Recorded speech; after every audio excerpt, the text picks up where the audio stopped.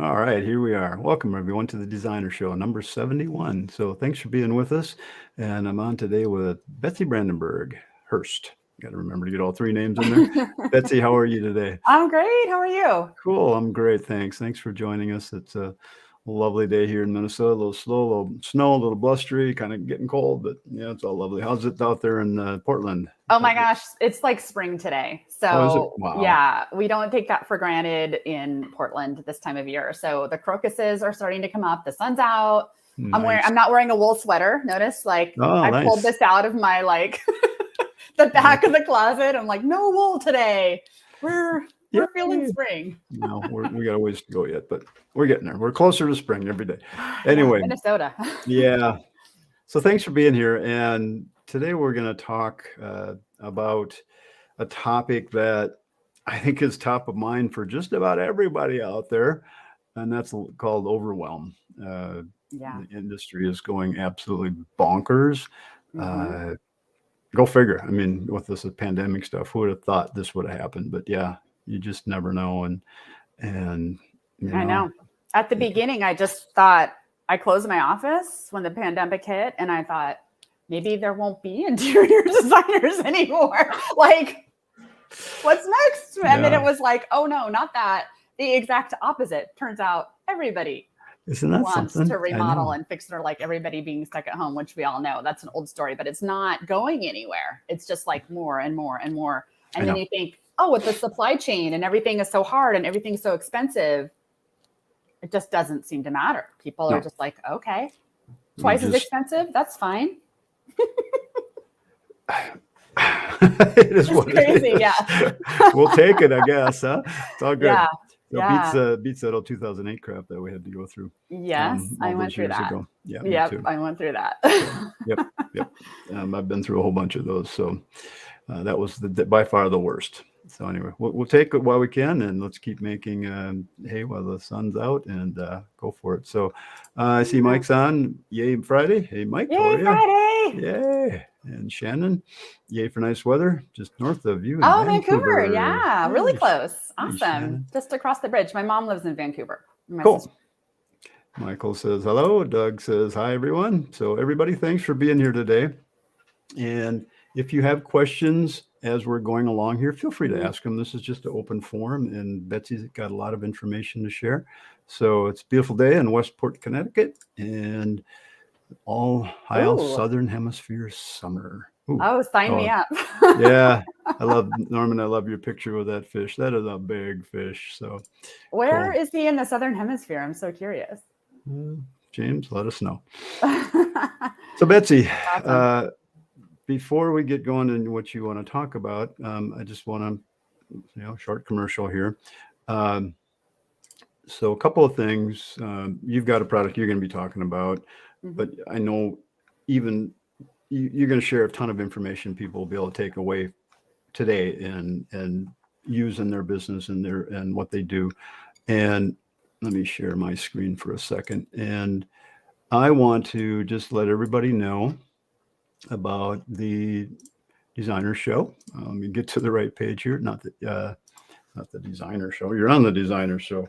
So over at Chief Experts Academy. You can go and we're getting ready to start this course next week with Jolene, and last 3 weeks we've been doing on Wednesdays a Zoom call with the people that have already signed up, and we've been having a ball, and the people have really been loving it, coming away with a lot of information about we're changing the mindset of people about how they market their business. And why you do certain things the way you do certain things. And it's really cool. We're really having a ball. So the course starts next week, and you hit the learn more button there. And it's going to be on Tuesdays and Thursdays. Tuesday, Thursdays from 3 to 4:30. And then on Wednesdays, we're going to do a Zoom call. So you can kind of scroll down the page, check out everything here, and just learn a little bit more about the course. I've been working with Jolene for about 5 years now, and she's really cool. She's got a lot of information to share, as I do too, because I've been doing this stuff a long time. So your online presence is really important, and we want you to be taking advantage of it to get the kind of projects that you want to get. So check it out. Love to have you. If you are so inclined, I do want to just share one more thing about that. There is if you check out and type in 50 off marketing clarity, we used to call it marketing master, and Joanne said, no, we got to change the name. We don't want contractors to be masters at marketing. We want you to be clear about what you should be doing with your marketing. And you can hire other people to help with your marketing. But even if you don't do that, we want you to be clear about the priorities of what you should be doing. So check it out. But the coupon code 50 off marketing clarity will get you $50 off the course. So check it out. And if you have any questions, just let me know. So there you go. Thanks. And let's jump into what you've got to share. You're going to talk about the design roadmap course as we get into your presentation here a little bit. People, if you're on the show page, you'll be able to click on the little link right here, and you can go find out more about that course that Betsy's doing. If you're not interested in the course, she does have Betsy, you have a handout here. Why don't you tell me a little bit about this freebie that you got for everybody? Yeah, I created this. I've been working with a virtual assistant for a couple of years, and it's totally changed my business. And it was such a game changer for me. And I know a lot of people, either they haven't heard of it, you're working with a virtual assistant, or don't really know about it, or think like, I don't even know what I would do with one. That sounds cool. And so, because it's kind of a weird thing, but it's actually really easy to do. And the bang for your buck is so huge. I created this ebook just to tell you exactly what it is, how step by step, how I use it. I even have my form in there that I use to communicate with my virtual assistant to make sure that everything is done right the first time, and we track things. So it's hopefully a very useful thing for people to use. And I'd be happy to talk about working with a virtual assistant if that's of interest too, because it's been a really, really cool thing. Cool. And that's really important. I know a lot of people that do this work with VAs, and they don't have to be on the other side of the world. There's a lot of VAs in the US here. Jolene, my marketing person, is my virtual assistant. We hardly ever get together. I've met her a number of times, but we do everything online. That's the way it is now. Everybody's doing everything online all the time anyway, right? Yeah, so that's not kind of an unusual thing, but. So real quick, what do you have your VA do for you? A lot of things. Name a couple. My favorite, so she does a lot of my scheduling, and she helps me with my email. She helps me with all of my invoicing, basically anything that's an admin task that is repeatable. But my favorite thing she does that is just solid gold is she gives me a text message every morning at 7 a.m. that gives me a summary of my appointments and important emails. So she goes in my email and my calendar and is like, hey, you should be aware of this. So I can have my quiet morning and center myself, but I'm aware of, I don't immediately have to jump into my email and my calendar and just go down that rabbit hole. I can focus on my own priorities. So that's been my favorite thing that's practically free that she does that has had a huge impact. But she just takes so much off my plate. And I just keep having her do more and more and more. Cool. But that's what you're hiring her for. So anytime you can take some work off your plate, that's really a cool thing. So I probably should download your thing and look at it too. You're like, that would be good. Something like, I remember hearing about people using them in other industries. And I was like, how would you even have a virtual assistant help you with your email? That doesn't even make sense to me. I know. Like I couldn't even wrap my brain around how you would do that. So that's why I wanted to write this little ebook just to explain that, because I went from like, that doesn't make, and I'm a designer. I don't have this business that's just, like widgets or something, Yeah. So once I kind of put those pieces together and it made sense, I was like, oh, that's how you do it. Okay. That makes sense. And it's not rocket science, but I just hadn't kind of heard anybody break it down like that before in a way that's like, here's how you do that. Like, and it makes sense. One more thing about this topic. There's a group out there of women, military women. Yes. I don't know. Spouses, military spouses. Probably men and women that have a virtual assistant business. That's the company I use. Is it? Okay, Yeah. cool. All yeah, right, that's awesome. why. So yeah, and I actually have a link to them in my ebook. The company I use is a little shout out to Wise Advise and Wise Assist. Nice. And they have a cute little logo that's an owl. And I love them because that's the company that I use, Okay. and I love them. And it is really cool that it's military spouses, because you have this huge untapped resource of people who are super qualified, but they're having to pick up and move around the world all the time, and it's very hard to hold down a regular job somewhere. So I think it's really cool that they tapped into that market and that segment of the industry that can provide those. And but my assistant Heather she's amazing, and cool. I just love her. She's fantastic. And the cool thing is they have so many different people there who do so many different things. So you're assigned an assistant based on what you need. But if you're like, hey, this week I need marketing and I need this and I need that, they can pull whatever you need from all of the people that they have there, which is really cool. And I found I feel like it's a great benefit versus finding, not that you can't find an awesome person that's just an individual person too. That would be great as well. But that's been kind of a cool thing about working with Wise, is that as your needs change, you can kind of. So anybody else on the call, if you're using a VA, a virtual assistant, let us know how it's going for you. That'd be awesome to find out. But it's becoming a norm. I mean, it's here to stay. VAs are not going to go away, and I think it's going to be the way a lot of companies do their business from now on, and they're doing it anyway. I mean, employees are working from home. I mean, that's kind of what it is. So it's like, okay. Anyway, Norman is in New Zealand. Oh, wow. Welcome. Yeah. What time is it in New Zealand? It's the same time the next day. I don't know. Doug says we could have had the Winter Olympics here in Toronto. More snow than we ever had. Ooh, wow. Okay. That's saying something. And Doug says he supposed that VAs would be able to help international. Yeah, exactly. Yeah, exactly. I mean, I'm in Portland and my virtual assistant is in Florida, which is not international, but it's actually been really cool that she's late a couple hours later because like my little 7 a.m. check-in, like that's 9 o'clock for her. So that's no big deal for her to be going in there first thing. 7 a.m. Saturday. Wow. Oh, yeah. Hey, you're already done with the work week, Norman. Jeez. Yeah. Thanks for joining us on a Saturday. That's awesome. All right. So, Betsy, let's get into your deal here a little bit. Tell us a little bit about yourself and why are we talking today? What I know, right? Yeah. So I'm a interior designer living in Portland, Oregon. I've been doing this a long time. I had my first design internship almost 30 years ago and went to school and got an interior architecture degree. This is what I always wanted to do.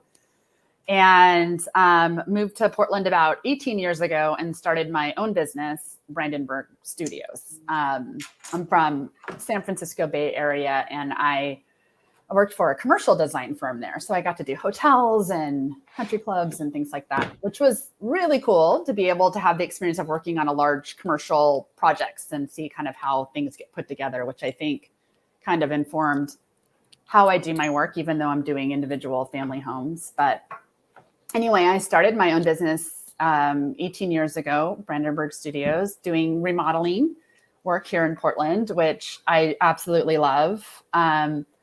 But I think the big thing for me is I love design and I was trained as a designer.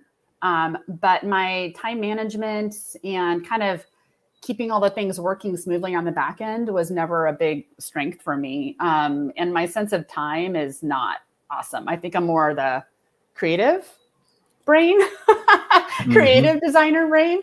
At the same time, I really love systems and I want things to be organized. But I just always had trouble kind of getting all the parts to work together in my business. So I often found that I was firefighting, doing things at the last minute, rushing, things were slipping through the cracks. And as I got more and more successful, more busy, and would have 10, 20 projects going at once, anyone who does design knows that's a lot of moving parts, and you just feel like you're constantly in firefighting mode. And it's sort of the cycle of stress, which is what the kind of now all of that I was going through then, it's like that on steroids now for what everybody's experiencing. I think it's just Well, yeah, like isn't that part of our 10 job times. description now? I mean, designer / firefighter.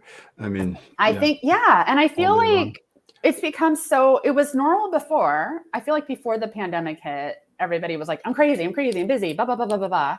And it just feels like that's just the way it is. And then it just became even more and even more. Yeah. And I feel like everyone's just kind of like, I guess this is just how it is. I don't know, like what to do about it. And Yep. I felt that way too. But I just had this like, there's got to be a way to figure this out. There's got to be a way to solve this. Yeah. I just didn't let it go. I was like a dog with a bone. And I was like, this can't be right. So I was always like signing up for systems and apps, and I would hire coaches and I'd be like, please help me. I'm losing my mind, and have them come in, and I swear I would spend the entire time with them just explaining how our business works. Mm-hmm. Because they'd be like, oh, well, just do this, this, this. And I'd be like, but write down everything you need to do and then put it on the calendar. I'm like, I have 20 projects right now, and they each have about 500 things to do for all of them. And when I start writing all of that out, I just want to go lay down and cry in the like fetal position, because it's like, I can't do it all, So I'm like, God, I know. And then they would kind of go, oh, you have that? Oh. I mean, I know that a lot, I'm not trying to say like, oh, we're special because we have so much to do, but it is a complicated business. It is.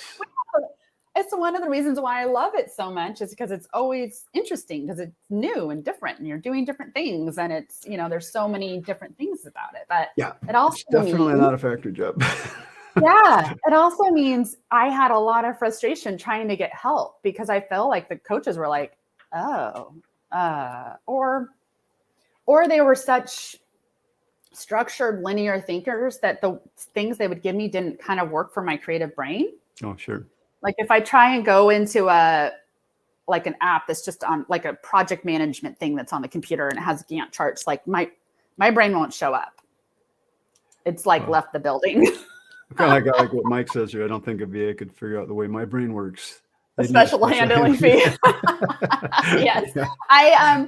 One of the things I love about my virtual assistant is she is so patient with me, because she's like, okay, I need this, this, this. And I'm like, like it takes a lot of handling for sure to handle that kind of creative process.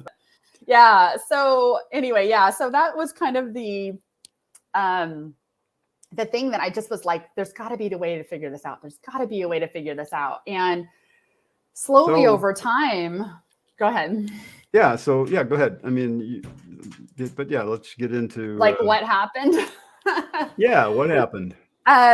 Well, what happened was, the first thing that happened was I came up with my first, what I call my design roadmap, because I got a project that was like bigger and better than anything I had ever done. And I think we've all been in that position as designers, where you get an opportunity to do something that's just a level up, right? Yeah. New challenge, it's a bigger project. It's a better project. And you're like, and you want to, and you're excited, but you also know like, oh crap, my current systems are not going to take me there. Like, and I was like, 100%, I'm going to mess this up. I'm going to be late like usual. It's going to be like, I know I could do good design, but as far as getting all the pieces in place to keep the project moving the way it needed to, I knew I couldn't do that. So I hired another coach and she just said, plan the project out from start to finish. And I was like, oh, okay. And as I did that, I came up with a single document that had what we were going to do, how long it was going to take, and how much it was going to cost. And I planned the project out week by week by week by week like that. I find that intriguing, because when I get a project in, it's kind of like I kind of instinctively know what to do, but I never go through that process of planning out. It's going to take this, and this.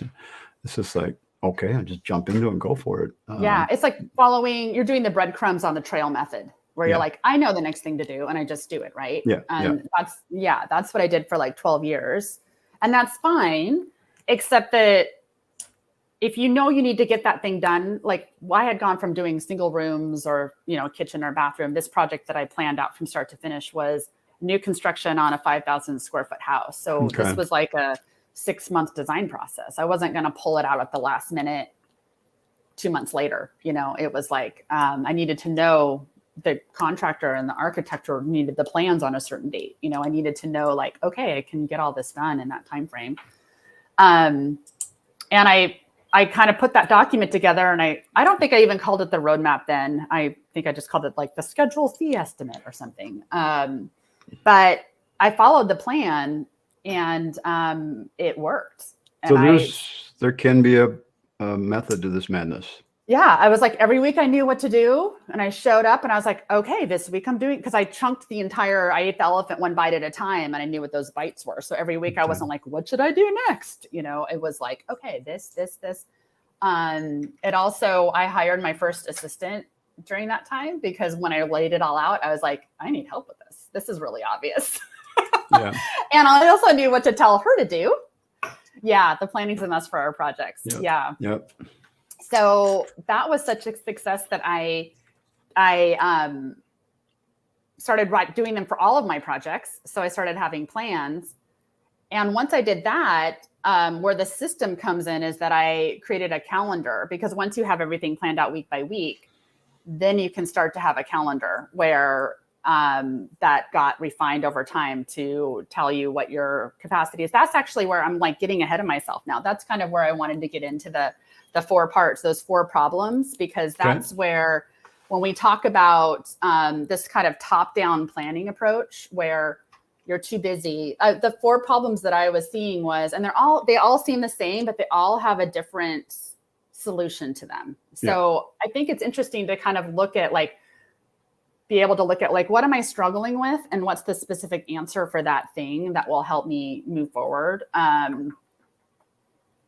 I think of it like I was looking at trying to boil the essence of the system down into like, what are the 4 main problems it solves, and how do they work together in just like a clear way?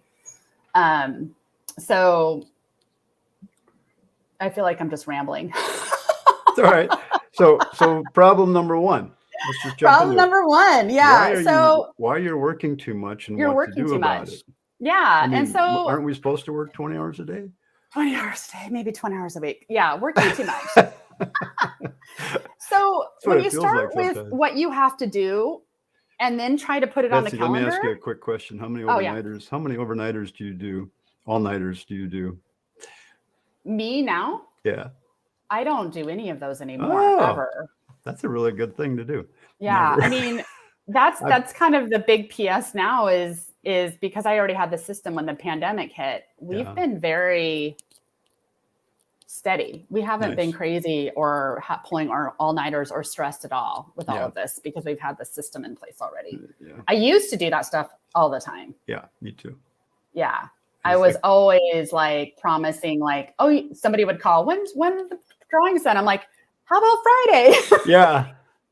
Because I knew that it had already been like 2 months since I had talked to them, and I'd be like, So I was always that's where they're like, working too much, right? I mean, the sad thing is, I think a lot of designers are working too much. And then if you're not working like nights and weekends, you feel guilty. Yeah. Like you can't really enjoy your time with your family because doesn't that suck? Yeah. I mean, I still do that. Oh, Dan. It's like we got into this business because we wanted to have, at least I did. I became self-employed because I wanted to have some freedom over my schedule. And I wanted to have work-life balance and time with my daughter. And then it just took over. And I felt like either I'm working all the time or I feel guilty that I'm not working all the time. Yeah. Yeah. And it's terrible. And no matter when you stop work, you always feel like there's 100 other things that you should be doing.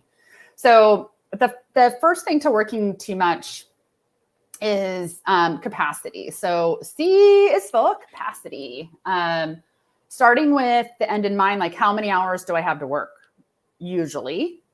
How many hours do I want to work? Starting with, I have a vacation coming up. My child has a day off school. I have a doctor's appointment. You look at your week and you block out first your own priorities on the calendar. And then you look at, okay, how much hours do I really have to work this week? I have maybe it's 40. I feel like all the designers I know who are self-employed and balancing their business and their work life would love to get like 20 or 30 billable hours a week, which sounds that'd be awesome.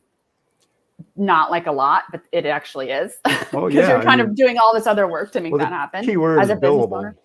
Yeah, Yeah, exactly. That's the key word. I mean, So you start in a calm place and you look at that first, because things expand to fill the time they're given. And you start with the work first and then put it on your calendar.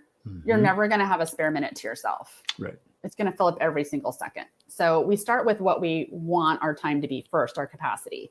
And then we work backwards from there. So that's kind of the first step. So the second part of that is the problem of firefighting. So they're related to each other, but it's like that. You get a call and someone's like, where's that thing? Where's that? You know, and it's what I just said about this is just how I used to work. I would get an email from a client saying, hey, when are we going to meet next? I haven't heard from you in a little while. And I'd be like, oh, how's Friday? And then I would, because I could pull things out at the last minute. And I would just rush, get the work done. And while I was doing that, nothing was happening on any of my other projects, of course, because I was like, I have to get this done. I was probably staying up late at night. I would have the presentation. It would go great. And then I would just sort of like collapse in exhaustion. Yep. And then another email would come through. Hey, haven't heard from you in a while. And I'd be like, how about Wednesday? You know, and it was like, that was just never ending because I was always dropping all the balls while I focused on one that was super late. And then as soon as that was done, all the other balls were dropping. And then it was like, I could never seem to get out of that cycle. Right. Yeah. So the only way out of that cycle is to create an action plan. And that is that planning in advance, which we don't want to do it. It seems so tedious. What's the point? But starting at the beginning of a project and coming up with a weekly action plan, a weekly plan of what you're going to do week by week at the beginning, and then giving it to your client and saying like, okay, this week, in 3 weeks, we're going to have our presentation. And so you can plan your time and they can know when things are happening. It's like, as soon as I started using roadmaps, I just stopped getting calls or emails asking for things. Because you're getting things done. I just don't get them anymore, which is like, though I was always in that, oops, gesturing so wildly. I knocked my head. No, I was always in that, you know, like, oh shoot, it's late, you know, that guilt, and you don't want to look at your inbox because you're like, what's in there? I just, as soon as I started planning, it was like that proactive step. Suddenly that just sort of magically went away because people just knew what was happening. Or if somebody did forget or didn't look at their roadmap or whatever, it was very easy to be like, oh, we're meeting in 2 weeks. And I wouldn't feel that guilt of, oh my God, I have to drop everything and respond to them. Because I knew like, actually we've been on track. We met 3 weeks ago and we're meeting in a week or whatever it was. And I could just send them my roadmap or just refer back to it. And it was like that action plan is like, it puts you back in the driver's seat. Do you have something you want to show everybody about your action plan? Yeah. So I was going through, I realized, so these 4 problems and the answers to the 4 problems are like the wheels of a car. Yeah. When they're not working, you feel like the wheels are coming off. Right. So I was like, came up with, the first one is your capacity. So that's like the C of the car. Mm-hmm. And let me see, can you see this? Yep. Okay. So the second wheel of the car is A, your action plan. So that's like your design process and weekly milestones. That's your plan to move forward. So the third problem is there are never enough hours in the day. So to get your work done, you're just always feel behind and things are late. So the third thing is an R for realistic time estimates. So none of this works unless you go into your action plan and you come up with time estimates for how long things are actually going to take. How do you do that when things are constantly changing though?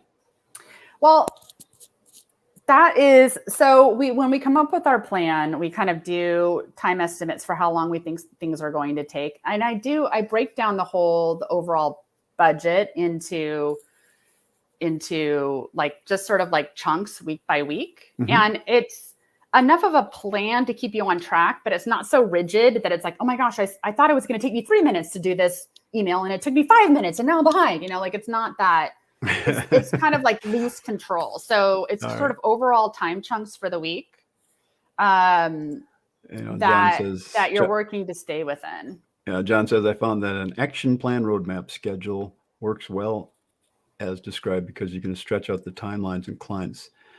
You just have to accept. Yes, exactly. So once you kind of have that, you can go, wait, that isn't working. It's all too much for the week. It's not enough. You can spread it out. You can like, then you're in control over deciding when things are going to happen. So that's sort of where the first three are really looking at each project plan individually. And the fourth problem, so that may all be, you can kind of get those starting to get planned. But the fourth problem of you have too many projects, right? One of my designer friends, I was talking with her last week. She has 30 projects right now. Now, let me ask you, she doesn't know how to spell no? She's amazing at sales. Or like, sales is not a problem for you.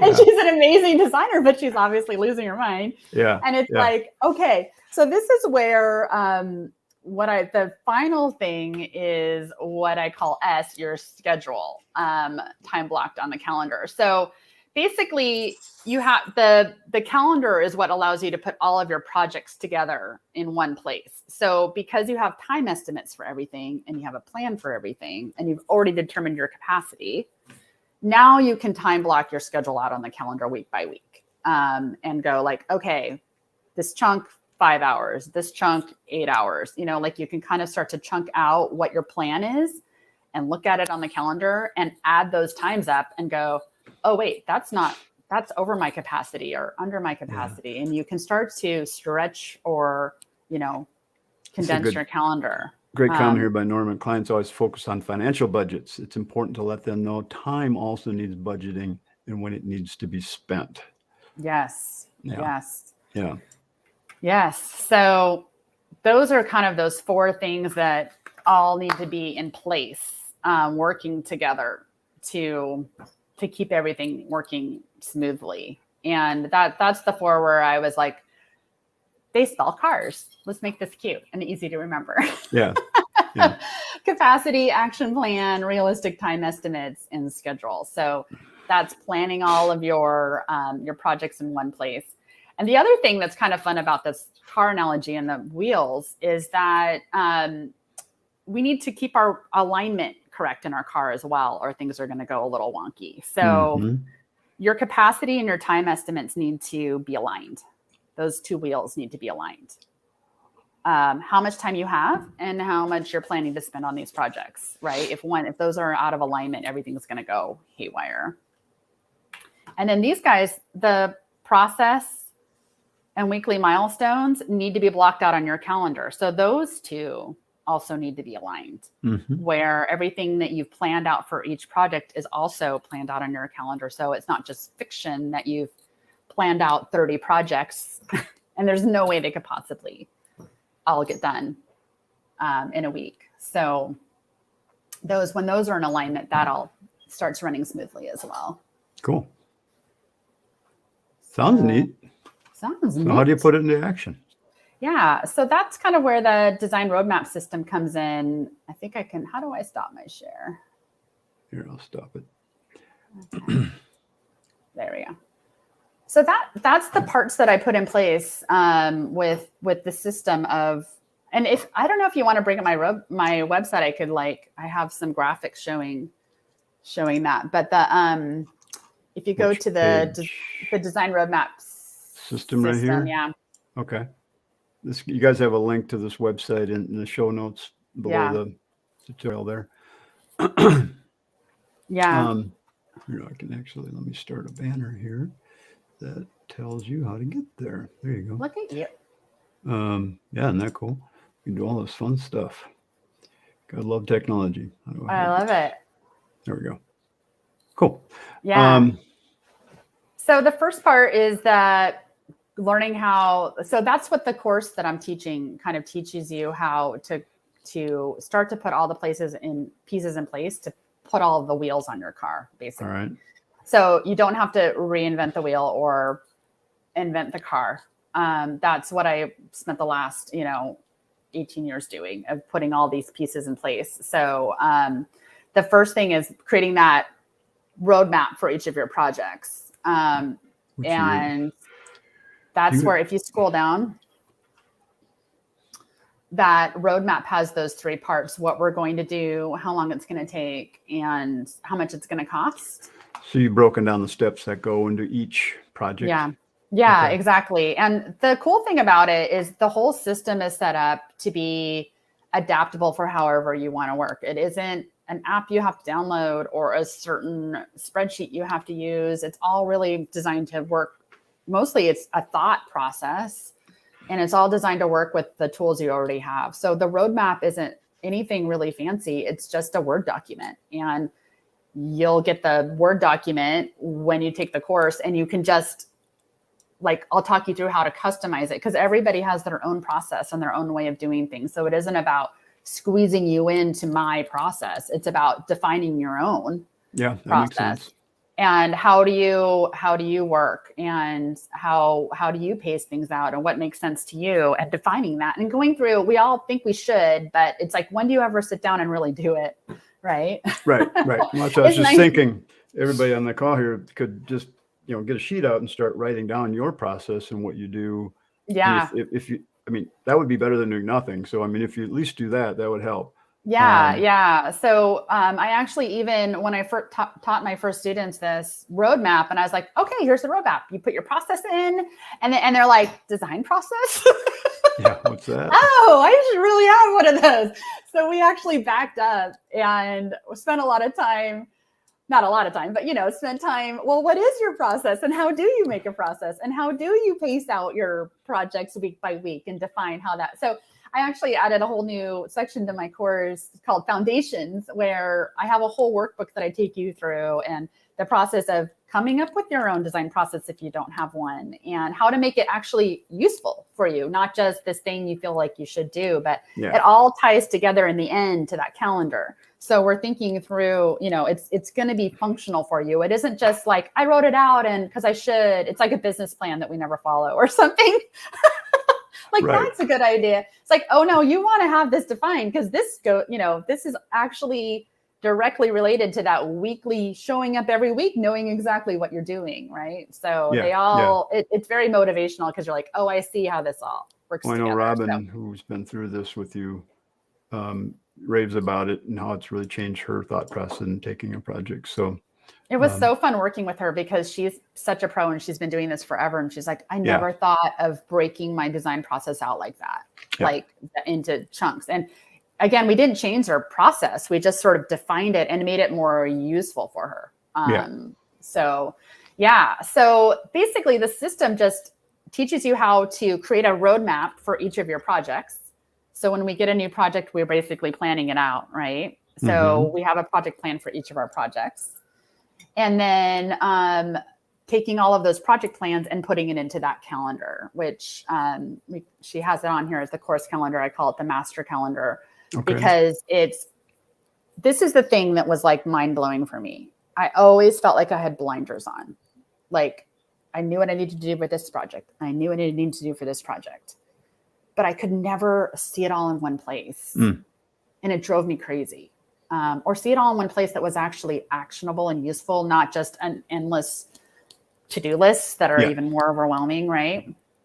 So that's what the calendar just took those blinders off and allowed me to put everything in one place. So every week I could show up seeing everything I needed to do for that week. Well, that makes sense. Yeah. Yeah. It's not a to-do list. It's a, I don't know, what would you classify it as? It's like an action plan. The planning, the master calendar it's a planning tool. So again, this is something that I have it set up in Excel, because there's a place for you to tally up all of the hours that you have. Remember, like realistic time estimates. There's this whole chart to the side of the calendar where you put in each of your projects, what your goal that week is, and your time estimate, and they all get added up. So, and you can have yourself, your team members all on there. Like, so everybody's in one place too, which is really cool if you have people working for you. Sure. But I have it so you can print it out and have it as a giant dry erase on the wall, or send it to your printer and write on it by hand. If that works better for your brain, I think that definitely works better for my brain for planning. And like, then you can like erase things and move them around so that it's all actually working with the hours that you have. Nice. And that's the system. So those are the two parts. But so that kind of, this graphic, this is how my brain works. But it's like, it's kind of fun because it's like these three things, you know, what to do, how long it's going to take, and, you know, when you're going to do it. Those all go into the roadmap. You make roadmaps for each of your projects. So that's that 1, 2, 3, 4, 5. You'll have however, or up to 30, whatever, however many you have. Okay. And then all of those go into the calendar. And the calendar tells you, if you scroll down a little more, this calendar tells you the same three things basically for every week, like what you're going to do, how long it's going to take, how much money you're going to make, all of that. So once you have that plan in place, guess what? Now you know how far out you're booked for real. So somebody calls and they're like, when are you free to do my project? And you normally be like, I don't know, 2 months. And when you do this for all your projects, you're like, whoa, 6 months. When you really put everything in there, you see like, okay, if I work 90 hours a week, I can get all my work done in 2 months and take on a new project. But actually, it gets a lot easier to say no or to say yes, but you can tell them when, because you just know. You're like, I'm going to kill myself if I say yes to this project. Yeah. You know, it's really amazing. I have a lot of clients that, you know, they're booked 3 months, 6 months, a year, you know, year and a half out. So they're using a system of some form to track all of that. I mean, they know their capacity and they don't know how much they can do. So that's basically what you're doing here. So, you know, in a way, it's just a, you know, it's a project management system for your personal business. I mean, for what a designer does. Yeah. So, yeah. That's exactly what it is. It is a project management system, and it's one that I don't know that I was looking for a project management system necessarily, or that other designers who I talk to are having this, I'm overwhelmed. Project management isn't kind of the first word I think that pops to mind for people. Yeah. Even though that's actually what it is. It's more like, how do I get organized? Or how do I manage my time? Yeah. I mean, you could take a calendar and just say, well, this project's going to take, 3 days, and you can put it on your calendar, and then you have another one that's going to take 3 days, and keep doing that. Next thing you know, you're booked out 3 weeks. But that's there's not enough detail involved in that, I would think. I like where you said your foundations, you got to break it down. You got to break your projects down more. Yeah. And when depending on, it also depends, I guess, for kitchen and bath design projects, just a kitchen and bath design project is always going to be at least a couple of months for me. The way I do my work. Full time? No. Right. It's a couple month process, right? Yeah. Because even if it's 40 hours of work total, you're not going to sit down and do it all in 1 week, right? Exactly. Because the client needs time to think about it, and there's going to be, you kind of pace it out where you have a schedule. That's kind of part of the pacing it out. Like, what feels like a comfortable pace for your clients? Do you want to meet every 2 weeks, every 3 weeks, every week, depending on how much work you have, I guess. So you guys on the call, if you're using a system that works for you, tell us how, if you could mention, we're using something, if you have software you're using, anything like that, that'd be cool to know. The thing I like about what you're doing, Betsy, and the reason I asked you onto the show is, to get people thinking about this, rather than just saying yes all the time, like you mentioned. And next thing you know, you got a dozen projects and you're overwhelmed. Believe me, it happens to me all the time. But I don't just do design. I do all this other stuff too. So it's just like, I have to be really, really careful. Yeah. And Dan, go ahead. So I just want people to be thinking about this, whether they take your course or not. I love your course. Robin speaks highly of you in the course that you've done. And I'm really excited that you're doing this. but I want to get people thinking about this whole process of doing design work for other people. It's more than just saying, yeah, I'll design your thing and then go and doing it. There's plenty of I mean, we're planners. This is what we do. Let's plan how we do our business. It's so true. It's so true. It's like I know you have that organizational muscle if you can organize a kitchen. Yes. You can put the pieces in place, right? Yes. So this is doing the same thing for your projects. And I wanted to back up and say, like, yes, I have this course. I've done it all. Like, if you just want to like plug and play and not reinvent the wheel, awesome. Make it easy on yourself. But you definitely don't have to take my course to start doing this, right? Like, it's like thinking about those 4 pieces and looking at how you do things. If you've done more than a couple of projects, you can do the same thing that my coach told me to do the first time I created my own roadmap, which is plan your projects out and think about how long everything's going to take. If you just did that and totaled it up and did that for all your projects, you would have an idea of, I have 300 hours of work right now. Yeah. And if you looked at your capacity of, I'm able to do 30 hours of billable work a week, and you said 300 hours, that's 10 weeks. Like, you could just do some dumb math like that. Yeah. And we're not getting as detailed of like, every week we're doing the da-da-da, but you can start to get a sense of like, how busy am I? How much work do I have? How long is this going to keep me busy? Just by doing that simple math. When you work with people in your course, do you help them learn how to track all of that time? Yeah, there is. That's in the foundations module too. Actually, Okay. Time tracking is huge, and I use Harvest. Time tracker. I've heard of that. I love that. There's a lot of them out there, and a big part of how everything works together is not just tracking your time, but tracking your time in such a way that it actually makes sense for your different design phases and things like that. But I specifically go into, okay, here's how to track your time, or if you're already using one, but here's how you can set it up in a way that's much more useful and actually isn't just at the end of the month, you spent this many hours on this project, but it helps you forecast like where you're at and how much more work there is and all of that good stuff. Yeah. So what do you guys, you that are listening, and what do you guys use for your time tracking? I mean, most of what I do is design and chief architect. So I use the time tracker in the program to track my design time, but I also do coaching and things like that. So I use Smartsheet. That's how I do it. It's a very simple system, not a big deal. I don't track minute minutes. I just track when I work with people, and that I probably should track more of my time. I used to have a daytime. I used to write down all of my time. I could really tell what I did. Yeah. Well, it's also like, what do you need it for at the end, on the other end? Toggle? Yeah, I have not heard of that, but yeah. Yeah, that's like, it's on your, like, you just start and stop, right? It's like a timer on your desktop. Oh, okay. Yep. Yeah. So where are we at here? We got about 12 minutes left. So tell me a little bit more about your course. Everybody, I appreciate you hanging on here. This is great information. So I hope it gets you thinking more about doing this kind of breakdown of your projects and, examining what you're doing rather than just saying, yeah, let's do it. And then you try to work it into your schedule and, it gets nuts.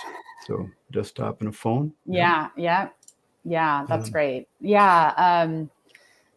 So it just, for me, it's like just working that way over years.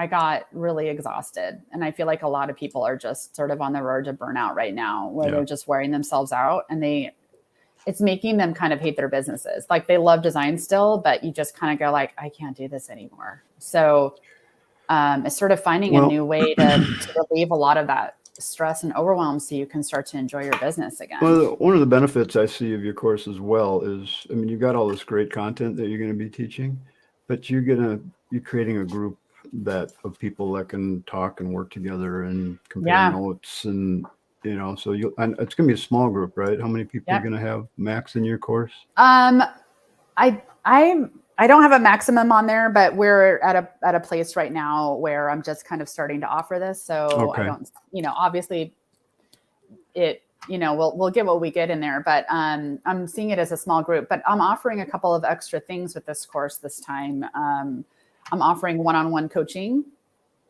a free one-on-one session, so that we can look at your individual situation and yep. Same here. Yep. Same here. And then the other big thing is because this is something that you just use over time. It's not just a one and done, right? It's like you use it, and to the degree you implement even a little bit of it, you see some results, and then you can implement a little more and a little more and a little more over time as you learn it. And a big part of it is just showing up every week and doing your planning and keeping up with it. So I have created an accountability group I call Power Hour, which is included, 6 months is included, where every week we have a co-working session. Oh, nice. To show up live on Zoom, and we do our roadmap planning. And I've done those before. I like those. Those are fun. I need it for myself. Yeah. It's like, I'd rather be off doing something different. It's like forcing yourself to sit down. I mean, I created the system, but I'm still like, I just want to go pick out some pretty paint colors. I don't feel like sitting and planning my week, But I know when I do, it makes such a huge difference, right? So it helps me as well. I think just to have that, like, okay, we're all going to show up. We're going to do this together, and just keep on it. And then that's when you start to really see results. But having that accountability, I think, is huge, because we've all signed up for courses and you're like, that sounds good. And then it's like, you just never kind of make the time to do it. It's really easy to do, especially with how busy we are. So you're going to do 6 weeks, Fridays at noon, noon to 1 Pacific. So that'd be 10 Central, 10 to 11 Central. Cool. And everything's recorded, especially to get all the handouts. Right. And so if you can't make that time, then we'll have a recording of it. So it sounds like the whole thing. And then you've got 6 months worth of weekly calls that are added onto this. We'll have the weekly Q&As during the course for that 6 weeks. And you'll have the one 60-minute coaching session included with that. And then the 6 months is the Power Hour. Yeah. So that's that co-working session. Cool. And there's a little opportunity to ask questions during that, but it's really made to be more like head down, we're working on this together. Cool. So it's $997 for the whole course, $297 in 4 payments. It seems like a really good deal for all the information that people are going to be getting. So guys should check it out. If you have any questions, you can certainly, how can people get a hold of you, Betsy? So Betsy at Designer Sanity. Betsy. Okay. .com. I assume you could just go to the contact here. And totally. Yeah. It's designersanity.com is the website. I'm on Instagram. Designer Sanity on Instagram, Facebook. I'm kind of Designer Sanity everywhere. You sure you don't want to call that Designer Insanity? Come on now. We're trying to put out what we want, what we're trying to get here. Yeah, I hear you. The actual project CAD design feels like doing the work, the fun, but that's the back and internal planning and tracking. Feels like a drag. Yeah. I know it is. Yeah, I know. And that's why I'm trying to make it as fun and easy as possible, because it does feel like a drag. I don't think any of us want to do it. It's like when you don't, then the design work isn't fun anymore because you're so stressed and overwhelmed. So it's like making that planning stuff as easy and fun as possible, putting most of those pieces in place, having support, having a sense of community around it. Just to kind of lighten that a little bit and not make it such a drag. That's my goal. Yeah. So that we can kind of enjoy doing what we do best, right? We're really not here. We're not project managers. That's not our degree. See, I've often wondered because I'm an entrepreneur and I have my own business, that means I can set my own time. So that means I get to work all the time. If you want. That's what I end up doing. And I hate that. No, I don't want to do that anymore. I've done that way too much. I know. It's like stepping back and figuring out how to wrangle the chaos, instead of reacting to it all the time. So you guys, what do you think? Tell me what what kind of challenges you guys facing in your business? I know overwhelm is probably up there on the list. Just so much going on. I talked to a lot of people and what's happening, and somehow if you can reel that in and manage it, it's going to make things go a lot smoother. Betsy, we have about 5 minutes left. You got anything you want to add? That's that's a general question. I don't know. I just I'm going to keep doing this. I'm going to just kind of I feel really passionate about this. It was something that was kind of hard won for me personally, and I feel like all the designers I talk to with the problems that they're facing, I'm kind of like, the design roadmap would help with that. The design, maybe I'm like a hammer who's looking for nails or something, but every problem is a nail. Well, it sounds like you've solved a big problem for yourself. And getting up there and sharing it with everybody is just like, I think the big thing maybe I want to add is that this doesn't kind of come naturally to me. Like, my brain doesn't track stuff very well normally. And that's why I had to come up with this to work with my creative designer brain. So that's kind of how it works. It isn't like, oh, I just am a naturally organized person, so I created this thing. It was like, I had to do it out of desperation because I couldn't keep it together otherwise. So whatever that's worth, if that's helpful or not. Do I do any CAD work in my design? Yeah. That's, we use Chief Architects. We also use AutoCAD. AutoCAD, come on. Yeah. I've been using AutoCAD for the last 22 years. So it's that's like breathing to me. So we definitely have that going on. You come take my 2D class in Chief Architect and you can put that one away. Mike, weren't you in that one? Weren't you a AutoCAD user too? That have converted to Chief? Where would the delineation be for me to stop and an interior designer takes over? I guess I need to know more about your business. True. Are you Chief's 2D CAD is extremely powerful, but a lot of people don't realize it because they don't understand the tools that make it work. So once that, there you go. You cancel his AutoCAD subscription. Yeah. So it really is true. It was a framer first. Okay.